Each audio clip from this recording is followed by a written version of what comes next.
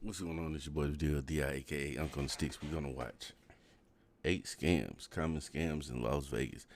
I'm interested in this because I visit Las Vegas here and there. I got family out there. I just got back from there. Uh, I wanted to say the beginning of this month, but it's February right now. So last month I was out there. So I just want to see what scams they're gonna report on and if I have experienced any of these scams myself. Is related to marijuana dispensaries, in particular to places offering to sell you marijuana or marijuana-related items on the Las Vegas Strip or on the Fremont Street Experience. The reason why this is a scam is because Nevada law prohibits marijuana sales within 1,500 feet of a casino. There are many stores on the Strip and on Fremont Street that advertise and have signs that make it look like they have marijuana, with pictures of marijuana and signs that say things. I didn't know that. I didn't know they couldn't sell marijuana around the casinos or on Fremont. Because I've definitely seen those people out there. I mean, the stores. I've definitely seen those stores out there.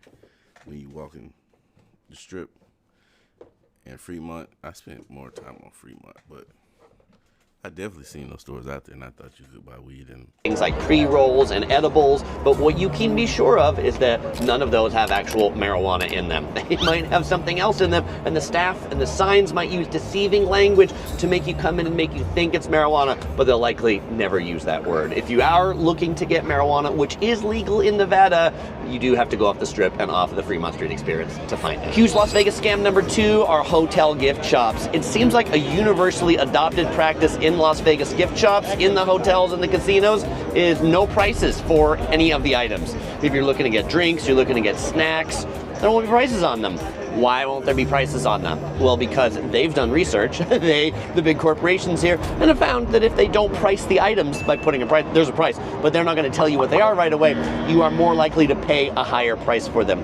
They've also done this so that they can do what they call dynamic pricing, meaning that when it's busier, they can charge more because they've got more suckers that are willing to buy it if there's a Raiders game or there's F. hell yeah. That make a whole lot of sense. I'm gonna tell you why DeVille feels this way, right? Especially someplace like Las Vegas, somewhere like Las Vegas, where everybody's out having a good time, trying to be, a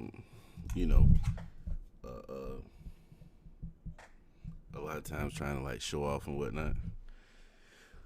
When you in the public and you pick something up and you go up to and you put it on the counter, a lot of people not gonna just outright pick something up and be like, "Hey, how much is this?" Certain people will. A lot of people won't do that. They won't just pick something up and say, "Hey, how much? Shit, how much is this?" Powerade, because it makes you look like you concerned about the cost of things, and a lot of people don't like to make it look like they're concerned about the cost of things. They make you feel like, they ain't got no money, and then when you pick something up and you take it to the register, and they ring it up and then they tell you the total, you more likely to just go ahead and pay for it, especially if there's other people around.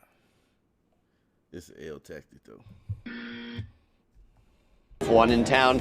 The biggest scam in the gift shop, not the fact that they don't have prices, but honestly it's the prices of the bottles of water. Over at the Paris, like the bottles of water are like $7 to $10. I mean, crazy extortion type prices. Definitely don't buy drinks and snacks from hotel gift shops. If you are thirsty or hungry and you didn't bring anything with you and you are on the Strip, go to CVS, go to Walgreens. Even better, go to an ABC store where you can get a bottle of water there for $1.75 and your second one for just $1. Now that's a bargain, and it's not a... Why do they call liquor stores ABC stores? I never understood that. Package stores. Is it that they just don't like the term liquor store?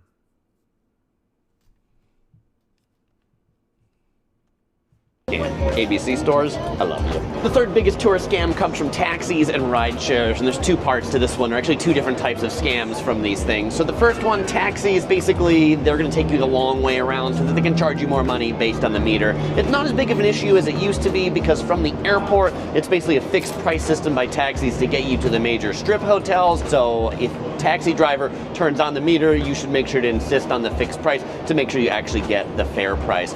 But the bigger scam nowadays, and it's not just taxi drivers, but rideshare drivers too, they will try to suggest taking you to a different place than where you're going. You're going to a club, a bar, a marijuana dispensary, and they've got a better one. They've got a better bar. They got a better club. They got a better dispensary because it's got better prices. What it really has is it has better kickbacks for them if they take you there. So don't take their suggestions. Just tell them you want to keep going where you want to go. The fourth scam in Vegas is girls direct to your hotel room door. There's a truck. It drives up and down the strip. It's been driving up and down the strip for as long as I can remember. And if you do call the number, the one thing I can guarantee, those girls aren't going to come to your door. Man, quick time. Bro. Like, for real. Like, for real. The first time I went to Vegas, I was probably 19, 20. No, I was old enough to sip. So I was probably like 21. Those trucks was there. The second time I went to Vegas, no, the first time I think I was in high school. And then the next time I went, they were still there. And then the last time I went, they were still there. Same ass trucks riding up and down the highway.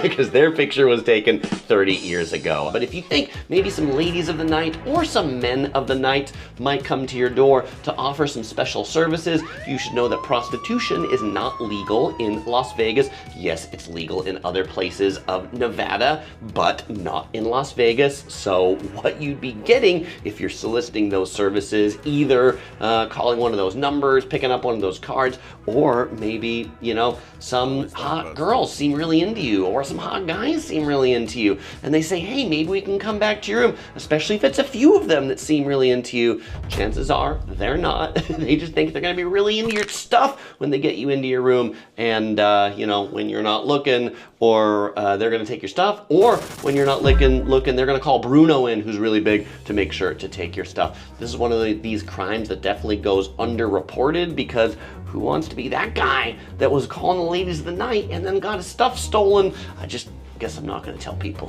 that happened. Oh, and sometimes when people watch my scam videos, they're like, Chris, you're making this stuff up. This stuff really doesn't happen. Well, you know what? Here in my notes, I have a direct quote from the Las Vegas Police Department website. They say, many advertisements suggest that you might purchase more than just companionship. They suggest that sexual favors could be available. Be very careful. Every year, visitors to Las Vegas are robbed, tricked, or assaulted by unscrupulous escorts or models. So, don't be scammed. Oh, by the way, you might be wondering, Chris, this was a really interesting shot that you framed. How did you get that girl to come to your hotel room? This is the Cosmopolitan Las Vegas. This is the room they gave me. Worked out very well for this section of the video, though. Thank you. With hotels and vacation rentals, Booking.com has something for everyone. She sells! Girl on the wall.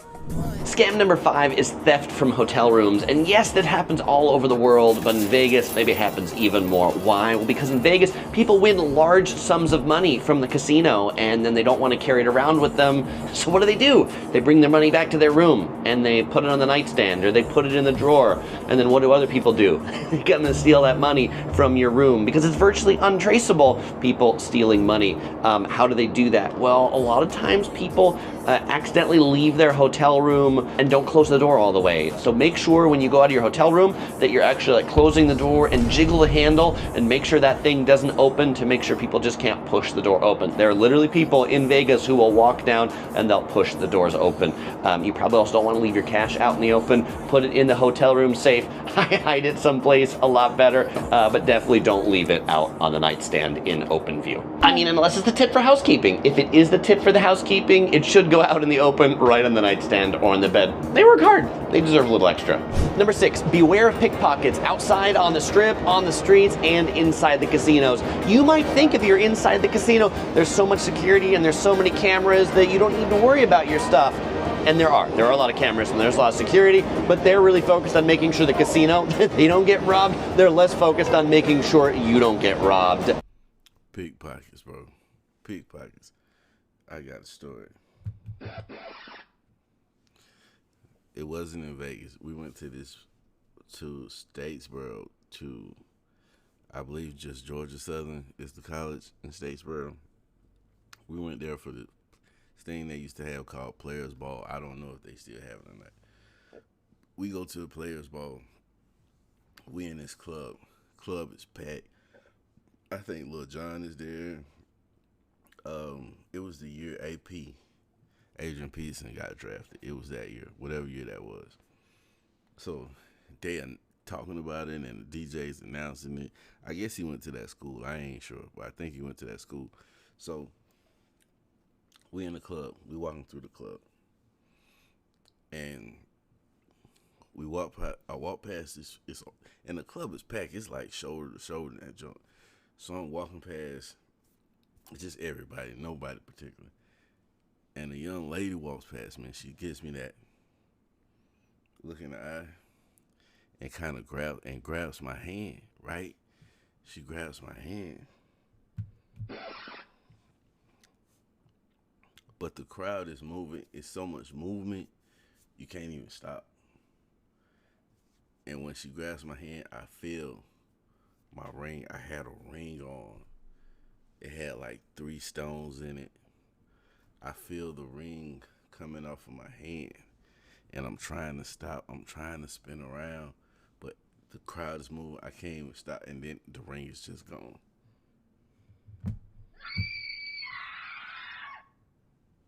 Got my dumb ass.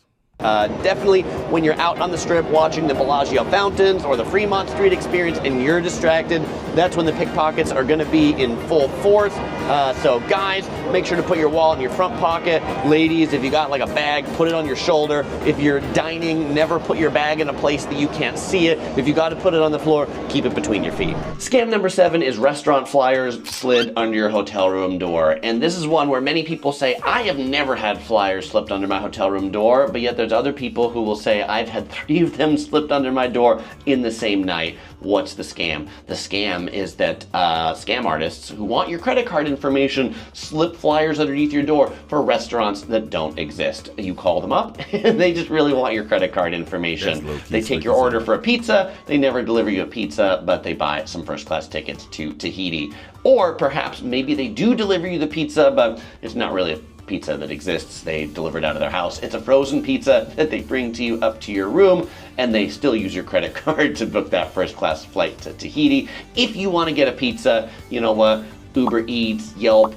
make sure it's actually a legitimate establishment, not a scam under your door. And by the way, if you're like, Chris, you were kidding me on this, the Las Vegas Police Department on their website says never call any numbers from any advertisements that come under your door. So not just me, but the actual people that are in charge of safety in the city have the same tip.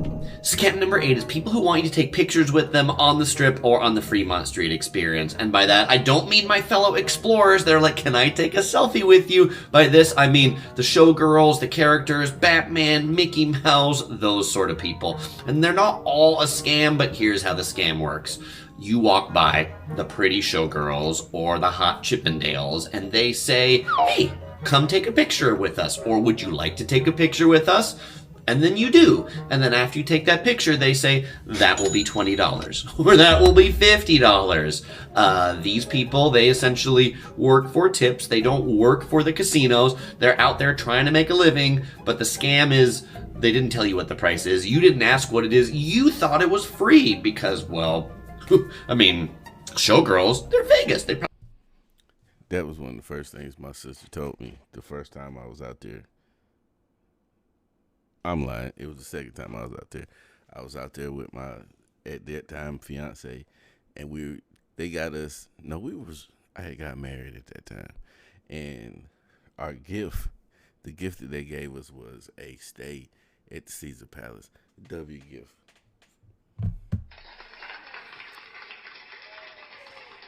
And that's one of the first things she told us. Like, when you out there on the strip, the people that you see, they'll be trying to call you over and take pictures.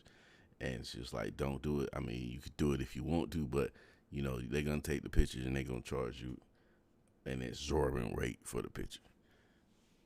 Probably work for the casino, right? If you go to Disneyland and there's characters, they're free. So there's like this mismatch of what their view often is and what your view often is. And so just to make sure that you don't end up paying a bunch of money for a photo that you didn't expect, if there is somebody on the strip who wants to take a picture with you, want you to take a picture with them, ask them how much it is first before you take that picture. Now, I will say these characters right here, they're actually pretty cool because when people walked up, they said to them, hey, do you want to take a photo? The people said, okay. And then Spider-Man goes, hey, we just work for tips. Is that cool?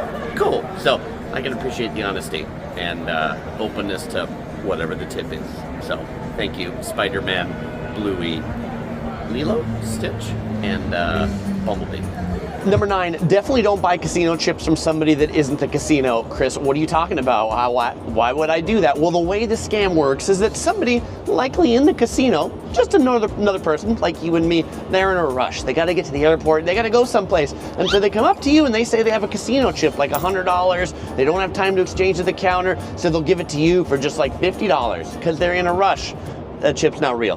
Don't buy chips from anybody that isn't a casino. Related to this one, don't gamble any place that isn't a casino. I still see 3-Card Monte and the shell game out on the strip where somebody sets up a table or a cardboard box and they get these 3 cards and they get these 3 shells, and the game is you're trying to pick which one it is as they're mixing it up, and there's a whole bunch of people around it and they're all really excited about the game, except all of those people work with the person who's the scammer. You can't win 3-Card Monte, particularly out on the strip. Technology has a lot of possibilities. Scam number 10 are people on the strip giving you things for free. Nobody gives you anything for free on the strip unless they want money for it. This version of the scam used to be people giving you CDs for free, saying, I want you to listen to my music, and then forcefully asking you for a donation. The current variant of the free things on the strip is monks. Monks who have these like little bracelets or things like that and are offering you the bracelets for free, and in return they're asking you for a donation to build their temple. I've probably seen, like in one day, 10 monks on the strip doing this same thing. I'm still waiting to see that temple. Now most of these scams. And then see, the thing about it is, they say they give you they walk and they, oh, it's a gift, it's free, and you thinking because it's a monk that they gonna be legit. They and then when you get the tip is never enough. The tip is never enough. They walked up on us and they try to put it on you. They try to put the bracelet on you, and I was like, no, and he was like, it's a gift, and then he said, tip, give whatever you can, and my daughter likes bracelets, beads. She has hella beads, so I was like, you know what? I gave him like $2-3, and I was like, give it to her, and then they badger you about the amount you give. Oh man, bro, I didn't ask for this. You can get the hell up out of here. So now we sitting there looking at each other like,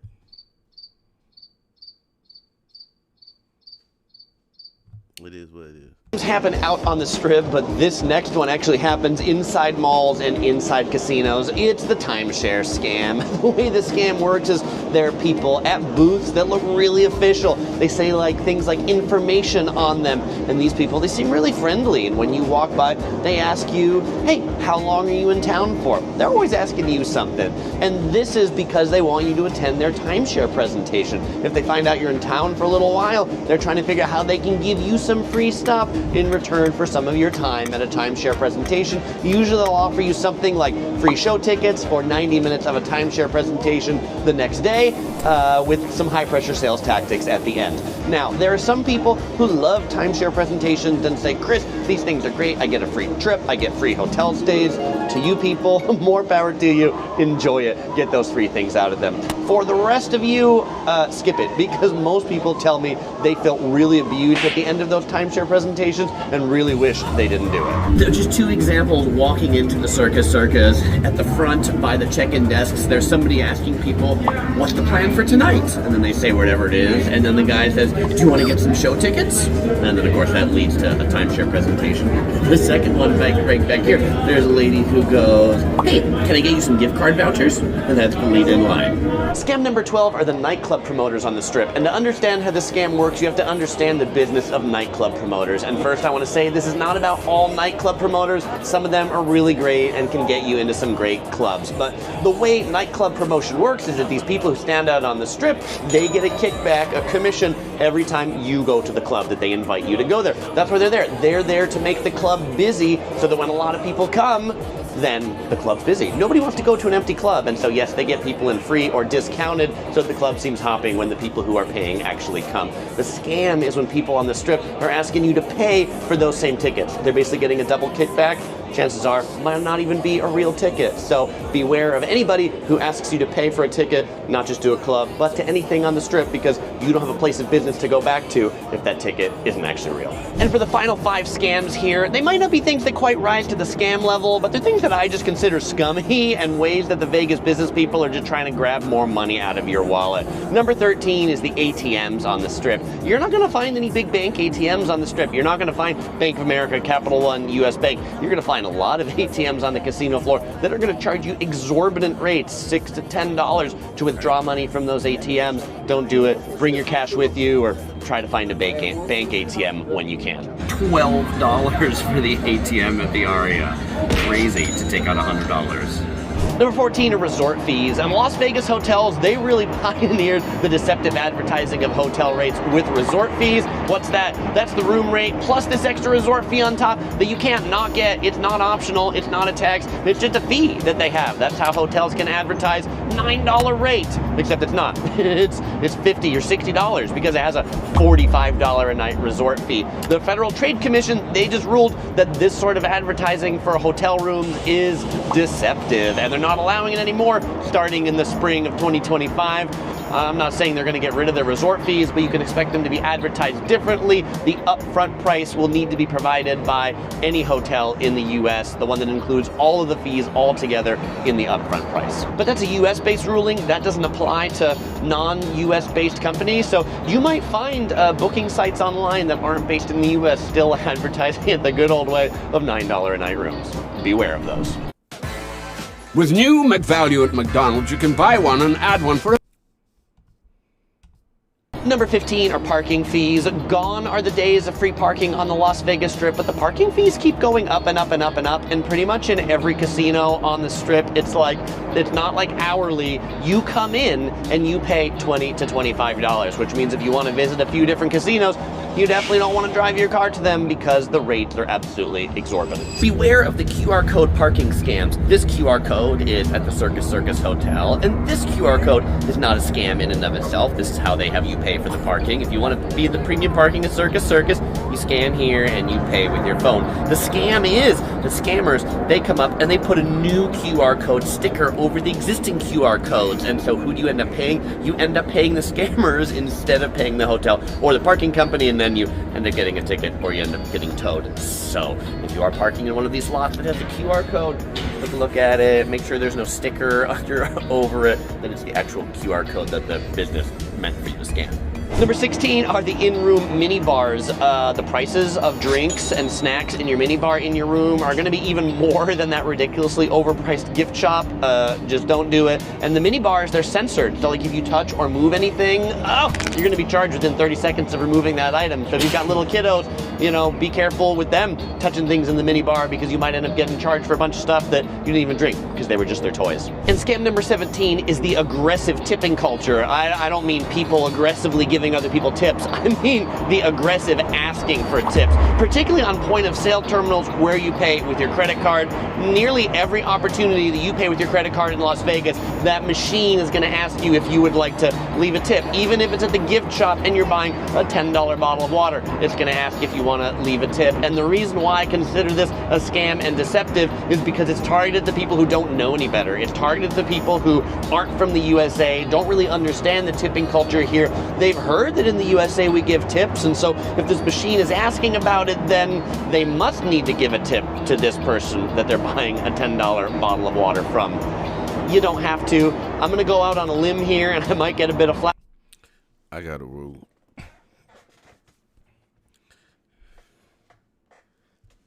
If I stand up to place my order, I'm not tipping. If I sit down and I go in and I stand up to place my order, but I can go sit down and then when my order's done, you call my name and you don't bring in my food, I'm not tipping. If I go to a place and I have to go and physically get something off on the shelf myself and walk it up to the front and have you scan it, I'm not tipping.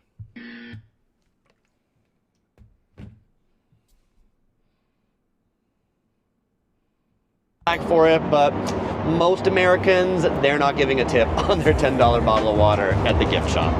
But you know what isn't a scam in Las Vegas, fellow explorers? My Yellow Productions videos. If you are coming here and you want to know all about how to get around, where to stay. All right, man, that was 18 scams, 8 whatever scams. It was some scams in Las Vegas, man. Thank y'all for tuning in to the video, aka Uncle Sticks.